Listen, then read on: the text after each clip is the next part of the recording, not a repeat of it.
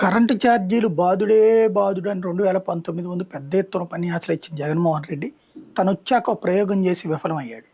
ఎక్కువ ఛార్జీలు వసూలు చేసేటటువంటి కరెంటు సంస్థలని అగ్రిమెంట్స్ క్యాన్సిల్ చేశాడు. కానీ చట్ట ప్రకారం ఒకసారి అగ్రిమెంట్ అయ్యాక క్యాన్సిల్ చేయడం కుదరదని కేంద్ర ప్రభుత్వం తేల్చి చెప్పింది, కోర్టులు తేల్చి చెప్పినాయి. దాంతో పాటుగా అతను ఆ కరెంటు వినియోగించుకోకపోయినా సరే డబ్బులు కట్టేయమని చెప్పారు. తద్వారా వాడకపోయినా 9,000 కోట్ల రూపాయల దాకా ఖర్చు పెట్టాల్సి వచ్చింది, కట్టాల్సి వచ్చింది. అది ఒక అదనపు ఖర్చు అయింది నాడు.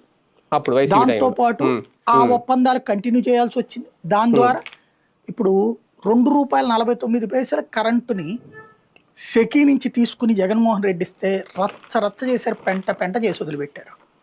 ఏదో గుజరాత్లో ఇంకో పైసా తక్కువ ఉంది, లేకపోతే ఇంకో చోట ఇంకొక అర పైసా తక్కువ ఉందంటూ ఈనాడు జ్యోతినే అడ్డదిడ్డమైన కథనాలు రాసినాయి. ఈ ప్రభుత్వం వచ్చాక కూడా దాని మీద రివ్యూ చేయాలి, అది అదానీ కోసం చేశారు, అదానికి దోచి పెడుతున్నారని రాశారు. ఇప్పుడు అదే అదానికి సాష్టాంగ ప్రణామం చేస్తున్నారు.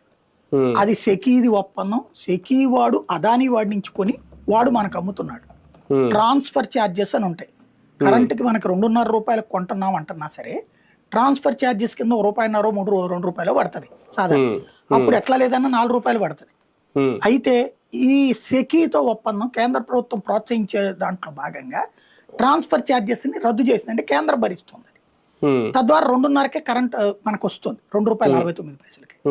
రాష్ట్రంలో జగన్మోహన్ రెడ్డి అద్భుతమైన ముందస్తు ఆలోచన చేశాడు.